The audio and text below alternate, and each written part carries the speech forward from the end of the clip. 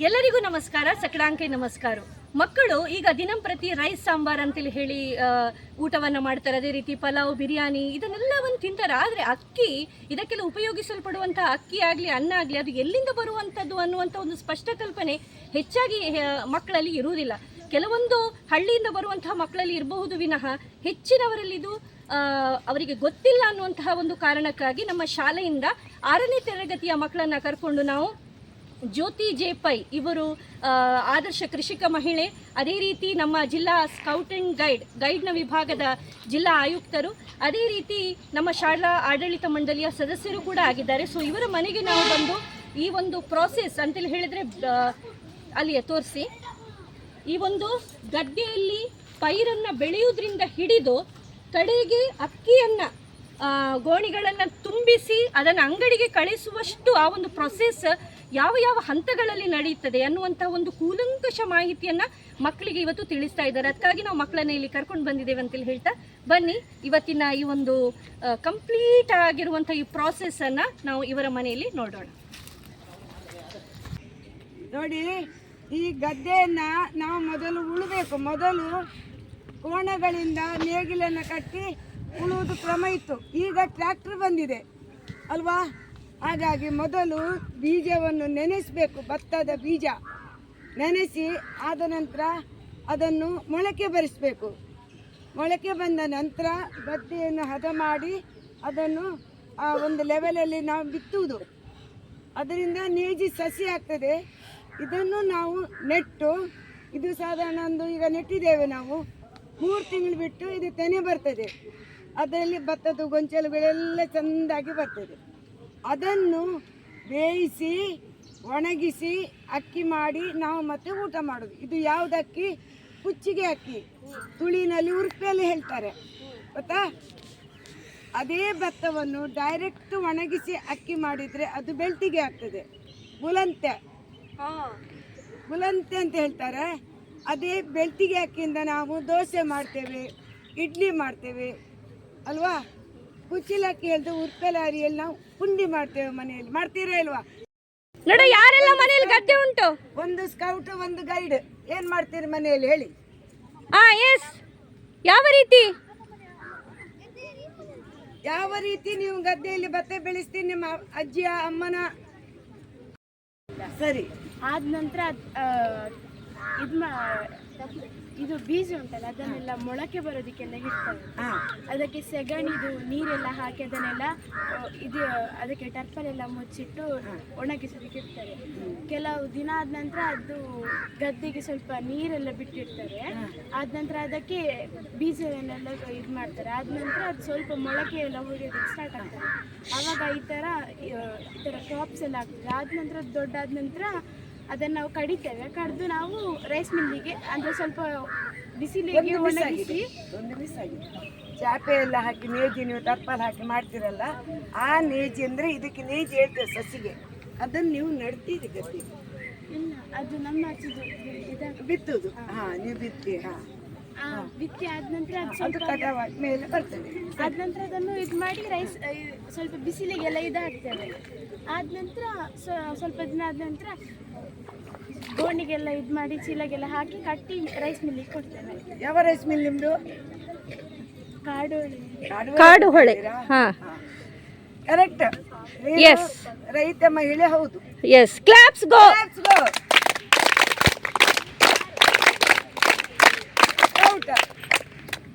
Scout paddy ಅದನ್ನು ನಾವು ಮುಂಗೆ ಬರಲಿಕ್ಕೆ ಬಿಡ್ತೇವೆ. ಆಮೇಲೆ ಅದನ್ನು ಒಂದು ಬಟ್ಟೆಯಲ್ಲಿ ಹಾಕಿ ಗದ್ದೆ ಇದ್ದು ಮಧ್ಯದಲ್ಲಿ ಹೀಗೆ ಬಿಸಾಕಬೇಕು. Children don't talk. ಮತ್ತೆ ಗ್ರೋ ಆಗ್ತದೆ. ನೋಡಿ, ಅನುಭವ ಉಂಟು ನಮ್ಮ ಮಕ್ಕಳಿಗೆ. ಮತ್ತೆ ಅದಾದ್ಮೇಲೆ ಒಂದು 4-5 ಜನ ಲೇಡೀಸ್ ಎಲ್ಲ ಬಂದು ತೆಗಿಲಿಕ್ಕೆ ಬರ್ತಾರೆ, ಕೊಯ್ಲಿಕ್ಕೆ ಬರ್ತಾರೆ. ಮತ್ತೆ ಅದನ್ನು ತೆಗೆದು ಇದು ಪಡಿಮಂಚ ಹೇಳ್ತೇವೆ. ಎಂತ ಹೇಳ್ತಾರೆ ಅದಕ್ಕೆ ಪಡಿಮಂಚ ತೋರಿಸ್ತೇನೆ ನಾನು ನಿಮ್ಗೆ. ಅದು ಟೇಬಲ್ ತರ ಇರ್ತದೆ, ಅದಕ್ಕೆ ಹೊಡೆಯುವುದು ಮಧ್ಯದಲ್ಲಿ ಒಟ್ಟೆ ಪಡಿಮಂಚದ ಮೇಲೆ ಮಧ್ಯೆಗೆ ಹೊಡಿವಾಗ ಕೆಳಗೆ ಫುಲ್ ರಾಶಿ ರಾಶಿ ಅದನ್ನು ಗಾಳಿಗೆ ಬಿಸಾಡಿ ಅದರದ್ದು ಜಳ್ಳು ಇರುತ್ತಲ್ಲ ಅದನ್ನು ಸಪರೇಟ್ ಮಾಡಿ ಮತ್ತೆ ಮಿಲ್ಲಿಗೆ ಕೊಡ್ತೀರಿ ಅಲ್ವಾ? ಕರೆಕ್ಟ್. ನೀನು ಸಹ ಒಂದು ಸ್ಕೌಟ್ ಕೃಷಿಕ. ಕ್ಲಾಪ್ಸ್ ಗೋ. ಕೆಲವರಿಗೆ ಅಕ್ಕಿ ಊಟ ಮಾಡ್ತೇವೆ, ಅದು ಎಲ್ಲಿಂದ ಬರ್ತದೆ ಹೇಳಿ ಹೆಚ್ಚಿನವರಿಗೆ ಗೊತ್ತಿಲ್ಲ. ಈಗ ಒಳ್ಳೆಯದಾಗಿ ಇದರ ಬಗ್ಗೆ ಮಾಹಿತಿಯನ್ನು ತಾವು ನೀಡಿದ್ದೀರಾ ಅಲ್ವಾ? ಅದಕ್ಕೆ ಒಂದು ಹಾಡಿನಲ್ಲಿ ಉಂಟು, 7 ಸ್ವರವು ಸೇರಿ ಸಂಗೀತವಾಯಿತು, ಸ್ಟಾರ್ಟ್.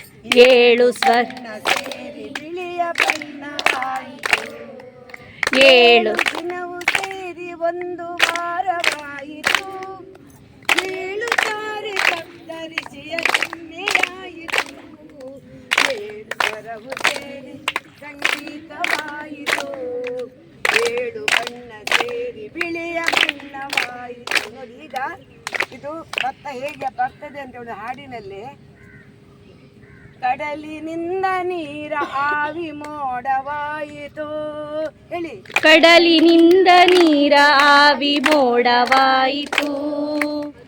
ಆಲ್ ಆಫ್ ಯು ಸೇ.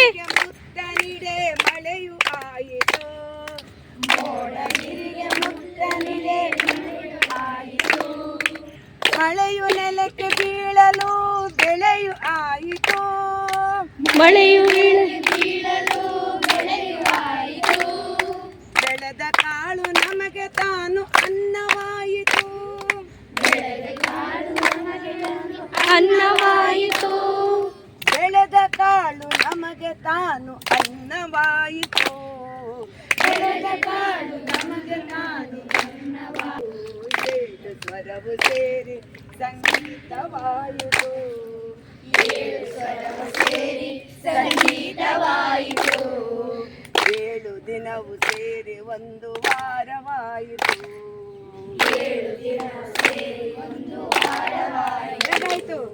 ಈಗ ಭತ್ತ ಹೇಗೆ ಬೆಳೀತಿದೆ ಹೇಳಿದ್ರೆ, ಮಳೆಯಿಂದ ಕಡಲಿನಿಂದ ನೀರಾವಿ ಮೋಡ ಆಯಿತು, ಮೋಡದಿಂದ ಗಿರಿಗೆ ಮಳೆಯಾಯಿತು ಅಲ್ವಾ? ಹಾಗೆ ಮಳೆಯಿಂದವೇ ನಾವು ಕೃಷಿಕರೆಲ್ಲ ಬದುಕುವುದು. ಮಳೆ ಇಲ್ಲದಿದ್ದರೆ ಕೃಷಿಕರ ಗೋಳು ಕಷ್ಟ ಅಲ್ವಾ? ಹಾಗಾಗಿ ವರುಣ ದೇವರ ಹತ್ರ ಯಾವಾಗಲೂ ನಾವು ಬೇಡ್ಕೊಳ್ಬೇಕು, ಸಮಯಕ್ಕೆ ಸರಿಯಾಗಿ ಮಳೆ ಬೆಳೆ ಬರಲಿ ಅಂತೇಳಿ ಆ ಭಗವಂತನ ಹತ್ರ ನಾವೆಲ್ಲರೂ ಬೇಡುವ ಅಲ್ವಾ? ಎಸ್. ಇನ್ನು ನಿಮಗೆ ಈ ಕೃಷಿದ ಪರಿಕರ ನಾವು ತೋರಿಸ್ತೇವೆ, ಅಲ್ಲಿ ಹೋದ್ರೆ ಆಯ್ತು. ಹಾ, ಸರಿ. ಅಲ್ಲೊಂದು ಇದು ಉಂಟಲ್ಲ, ಗದ್ದೆಗೆ ನೀರು ಬರುವಂತದ್ದು ಪಂಪ್ ಸೆಟ್ ಅನ್ನ ಇಟ್ಟಿದೆ. ಕ್ರಾಪ್ ಇದು ಫಸ್ಟ್ ಕ್ರಾಪಿಗೆ ನಮ್ಗೆ ಪಂಪ್ ಸೆಟ್ ಅಗತ್ಯ ಇಲ್ಲ, ಮೇಲೆ ನೀರು ಸಾಕಾಗ್ತದೆ. ಹಾ, ಇದು ಸುಗ್ಗಿ ಬೆಳೆ ಹೇಳ್ತೇವೆ, ಹಾ, ಸೆಕೆಂಡ್ ಕ್ರಾಪ್. ಹಾ, ಹಾಗಾಗಿ ನಾವು ಪಂಪ್ ಸೆಟ್ ಅಲ್ಲೇ ನಾವು ಅವಲಂಬನೆ ಮಾಡಬೇಕಾಗ್ತದೆ. ಹಾ, ಹಾ, ಹಾ. ಹಾಗೆ ವರ್ಷಕ್ಕೆ 2 ಸಾರಿ 3 ಸಾರಿ. ಹೌದು. ಇನ್ನೊಂದುಂಟು ಇದರ ನಂತರ. ಹೌದು, ಅದನ್ನ ನಾವು ಮಾಡುದಿಲ್ಲ, ನಮ್ಗೆ ನೀರ್ ಶಾರ್ಟೇಜ್ ಇರ್ತದೆ. ಹಾ, ಹಾ, ಹಾ. ಮೊಳಕೆ ಬೆಳೆ ಸಹ ಉಂಟು, 3 ಬೆಳೆ ತೆಗಿಲಿಕ್ಕೆ ಆಗ್ತದೆ ವರ್ಷಕ್ಕೆ. ಓಕೆ. ಹಾ, ಅದು ಜುಲೈಯಲ್ಲಿ ನಮ್ಮಲ್ಲಿ ನಟ್ಟಿ ಮಾಡ್ತೇವೆ, ಮೇಡಮ್ಗೆ ಹೇಳ್ತೇವೆ ನಾವು, ಎಲ್ಲ ಮಕ್ಕಳು ಬಂದು ನಮ್ಮ ಗದ್ದೆಗೆ ನಟ್ಟಿ ಕೊಡಿ, ನಾನು ಬೇರೆ ಜನ ಮಾಡ್ತೇವೆ. ಓಕೆ.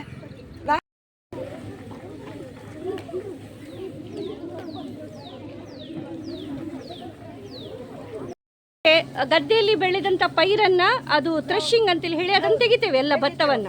ಅದ್ರ ನಂತರ ಕಡಿಮಂಚದಲ್ಲಿ ಹಾಕುದೆಲ್ಲ ಮಕ್ಕಳೆಲ್ಲ ಹೇಳಿದ್ರಲ್ಲ, ಅದು ಭತ್ತ ಬಂದದನ್ನ ಈ ಬಾಣಲೆಗೆ ಹಾಕುದು. ಈ ಇದಕ್ಕೆ ಗೊಬ್ಬರಿಗೆ ಅಂತ ಹೇಳ್ತಾರೆ. ಭತ್ತ ಮತ್ತು ನೀರನ್ನು ಒಟ್ಟು ಹಾಕಿ ಮುಂಚಿನ ದಿವಸ, ಅಂದ್ರೆ ಈಗ ನಾವು ಭತ್ತ ಹಾಕಿದ್ದೇವೆ, ಈಗ ಸ್ವಲ್ಪ ಹೊತ್ತು ನೀರು ಬಿಡ್ತೇವೆ. ಇವತ್ತು ಸಂಜೆ 5 ಗಂಟೆಗೆ ಇದರಲ್ಲಿ ಒಟ್ಟಿನಲ್ಲೇ ಇದು ಭತ್ತವನ್ನು ನೀರನ್ನು ಒಟ್ಟಿಗೆ ಬಿಸಿ ಮಾಡ್ತೇವೆ.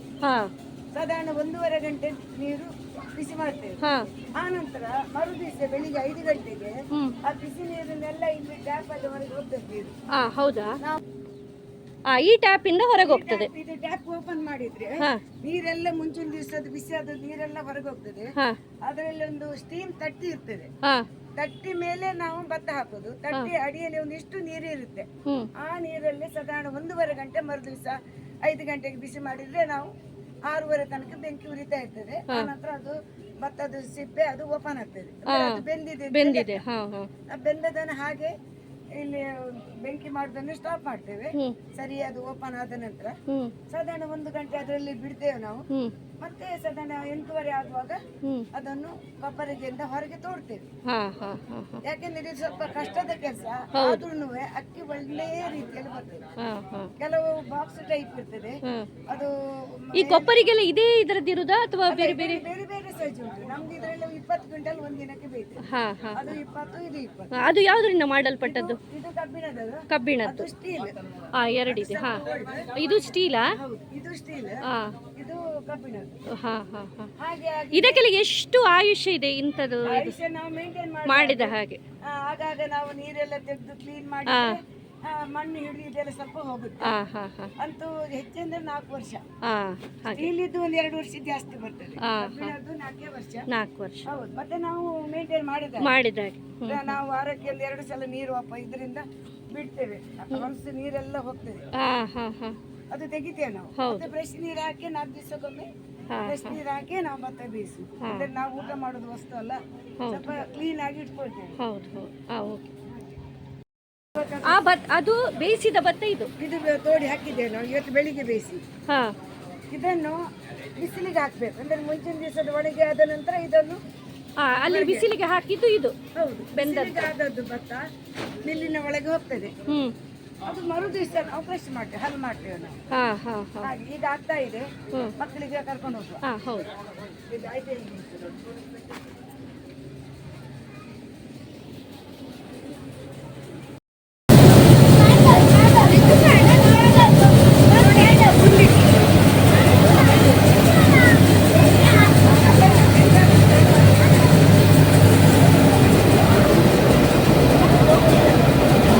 ಅಂಗಳದಿಂದ ತಂದಂತ ಭತ್ತ ಅದನ್ನ ಇಲ್ಲಿ ಹಾಕುವಂತ ಗುಂಡಿಗೆ ಹಾಕ್ತೇವೆ. ಹಾ.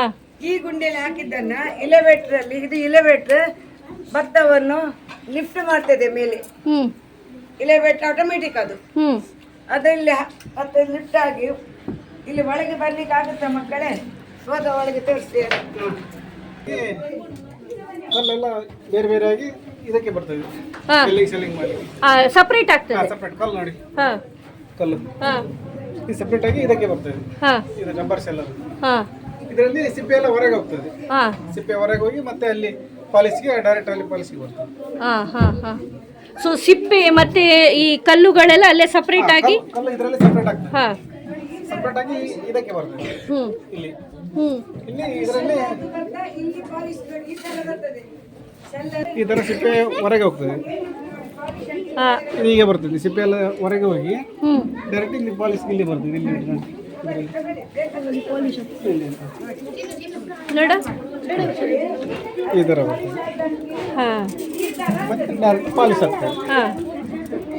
ಮತ್ತೆ ಇದು ಈ ಭತ್ತ ಇದು ಇದರಲ್ಲಿ ಕ್ಲೀನ್ ಆಗ್ತದೆ ಮೇಡಮ್. ಕ್ಲೀನ್ ಆಗ್ತದೆ, ಅದರಲ್ಲಿ ಕ್ಲೀನ್ ಆಗ್ತದೆ, ಪಾಲಿಶ್ ಆಗ್ತದೆ ಮತ್ತೆ ಪಾಲಿಶ್ ಆಗ್ತದೆ. ಹಾ, ಪಾಲಿಶ್ ಆಗಿ ಕ್ಲೀನ್ ಆಗಿ ಮತ್ತೆ ಬರುವಂತದ್ದು.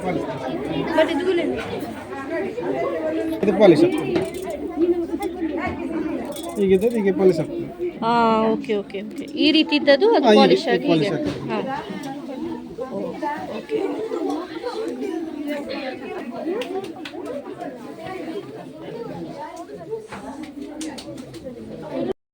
ಬರ್ತದಲ್ಲ ಬೇರೆ ಕಡೆಯಿಂದ. ಹಾ ಹಾ.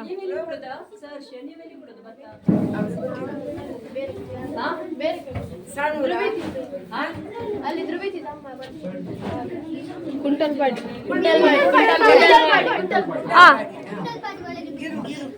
ಜ್ಯೋತಿಮಾಯವರೇ, ಇಲ್ಲಿ ಎಷ್ಟು ಉಂಟು ಭತ್ತ? ಇದು ರೈಸ್ ಮಿಲ್ ಅಲ್ಲ ಜ್ಯೋತಿಮಾಯವರೇ? ಇಲ್ಲಿ ಎಷ್ಟುಂಟು ರೈಸ್ ಮಿಲ್ ಅಲ್ಲ ಸಾಧಾರಣ? ಏರಿಯಾದಲ್ಲಿ ಒಂದೇ ಇರುದು. ಇಲ್ಲಿ ಮಾತ್ರ ನಕ್ರೆಯಲ್ಲಿ ಇರುವಂತದ್ದು, ಇಲ್ಲಿ ಮಾತ್ರ. ಹಾ ಹಾ. ಮತ್ತೆ ನಮ್ಮ ಕಾರ್ಕಳದಲ್ಲಿ ಎಷ್ಟಿದೆ? ನಮ್ಮದು 5 ಜನದ ಕೆಲಸ ಅಲ್ಲ. ಹ್ಮ್ ಹ್ಮ್. ಆಟೋಮೆಟಿಕ್ ಎಲ್ಲ ಒಣಗಿಸಿ ಎಲ್ಲ ಮಾಡ್ತದೆ. ಹಾ ಬಿಸಿಲಿಗೆ ಹಾಕಿ ಹಾ ಹಾ. ಬೆಳ್ಳು ತಿರುಗಿಸ್ಬೇಡಿ, ಕೈ ಒಳಗೆ ಹಾಕಬೇಡಿ.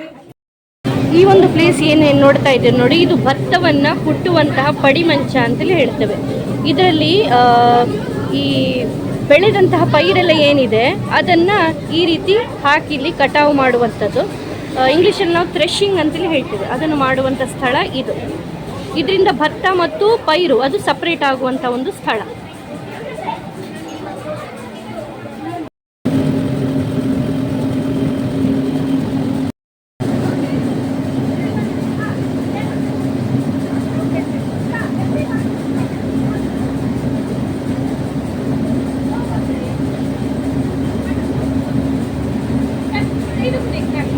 ಈ ಪೈರಿನಿಂದ ಯಾವ ರೀತಿ ಕಷ್ಟ ಆಗ್ತದೆ, ಯಾವೆಲ್ಲ ಪ್ರೊಸೆಸ್ಗಳನ್ನು ದಾಟಿ ನಂತರ ಅಕ್ಕಿಯನ್ನು ನಾವು ಊಟ ಮಾಡ್ತೀವಿ ಅನ್ನೋದು ಕಂಪ್ಲೀಟ್ ಡೀಟೇಲನ್ನ ಪ್ರತಿಯೊಂದು ಹಂತವನ್ನು ನನಗೆ ಇಲ್ಲಿ ನನಗೆ ಕರೆಸಿಕೊಂಡು ಹೇಳಿದ್ದಾರೆ. ಮಾತ್ರ ಅಲ್ಲ, ಅವರ ಪತಿದೇವರಾದಂಥ ಅದೇ ರೀತಿ ನಮ್ಮ ಪ್ರತಿಯೊಂದು ಚಟುವಟಿಕೆಗಳಲ್ಲಿ ಸ್ಕೌಟ್ ಅಂಡ್ ಗೈಡ್ ನಾವು ತುಂಬ ಸಾರಿ ಬಂದಿದ್ದೀವಿ. ಇದಕ್ಕಿಂತ ಮೊದಲು ಸ್ಕೌಟ್ ಗೈಡ್ ನಡಿಗೆ ಕೃಷಿಯ ಕಡೆಗೆ ಅನ್ನುವಂಥ ಒಂದು ನಾವಿಲ್ಲಿ ಬಂದಿದ್ದೆವು. ಸುಮಾರು ಒಂದು 250 ಮಕ್ಕಳಿದ್ದು ಆ ಸಮಯದಲ್ಲೂ ಕೂಡ ನಮ್ಮನ್ನು ತುಂಬ ಮನಸ್ಸಿನಿಂದ ಸ್ವಾಗತಿಸಿ ಪ್ರತಿಯೊಂದು ಈ ಚಟುವಟಿಕೆಗೆ ನಮಗೆ ಸಪೋರ್ಟ್ ಅನ್ನು ಕೊಟ್ಟವರು ಈ ದಂಪತಿಗಳು. ಇವತ್ತು ಕೂಡ ಹಾಗೆ ನಾವು ಶಾಲೆಯಿಂದ ಮಕ್ಕಳನ್ನು ಕರೆತಂತೆ ನಮಗೆ ಕೇಳಿಕೊಂಡಾಗ ತುಂಬ ಹೃದಯದಿಂದ ಒಪ್ಪಿಕೊಂಡು ಮಾತ್ರ ಅಲ್ಲ, ನಮ್ಮ ಜೊತೆ ಇದ್ದು ಪ್ರತಿಯೊಂದು ವಿಷಯವನ್ನು ನಮಗೆ ಹೇಳಿಕೊಟ್ಟಿದ್ದಾರೆ. ತುಂಬ ಜನರಿಗೆ ಈ ವಿಷಯ ಗೊತ್ತಿರಲಿಲ್ಲ. ಪ್ರತಿಯೊಂದು ವಿಷಯವನ್ನು ನಮಗೆ ಹೇಳಿಕೊಟ್ಟಂತಹ ಮಾತೃ ಹೃದಯ, ಅದೇ ರೀತಿ ನಮ್ಮ ಜಿಲ್ಲಾ ಗೈಡ್ ಕಮಿಷನರ್, ನಮ್ಮ ಶಾಲಾ ಆಡಳಿತ ಮಂಡಳಿಯ ಸದಸ್ಯರು ಆಗಿರುವಂಥ ಜ್ಯೋತಿ ಜೆ ಪೈ,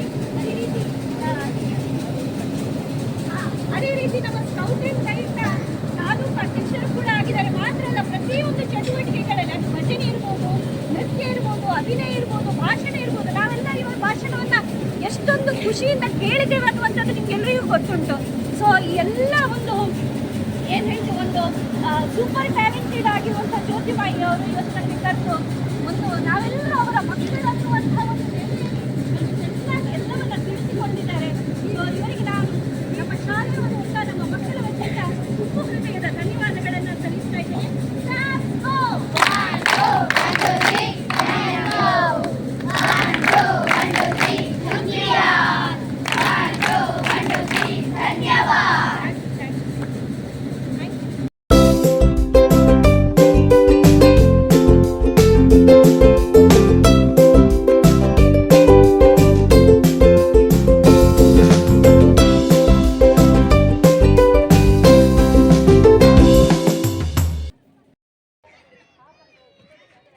ಇಲ್ಲಿ ನಮ್ಮ ಅದ್ಭುತವಾದಂಥ ಒಂದು ಕೃಷಿ ನಡಿಗೆ ಇವತ್ತು ಮುಕ್ತಾಯ ಆಗಿದೆ. 6ನೇ ತರಗತಿಯ ಮಕ್ಕಳನ್ನು ಇಲ್ಲಿ ಕರ್ಕೊಂಡು ಬಂದಿದ್ದೆವು. ಪ್ರತಿಯೊಂದು ವಿಷಯವನ್ನು ನಮಗೆ ಕೂಲಂಕುಷವಾಗಿ ತಿಳಿಸಿಕೊಟ್ಟಂತಹ ಜ್ಯೋತಿ ಜೆ ಪೈ ಮೇಡಮ್ ಅವರಿಗೆ ಮತ್ತೊಮ್ಮೆ ಮಗದೊಮ್ಮೆ ನಮ್ಮ ತುಂಬ ಹೃದಯದ ಧನ್ಯವಾದಗಳನ್ನು ಸಲ್ಲಿಸ್ತಾ ಇವತ್ತು ವ್ಲಾಗನ್ನು ನಿಲ್ಲಿಸ್ತಾ ಇದ್ದೇನೆ. ಧನ್ಯವಾದಗಳು.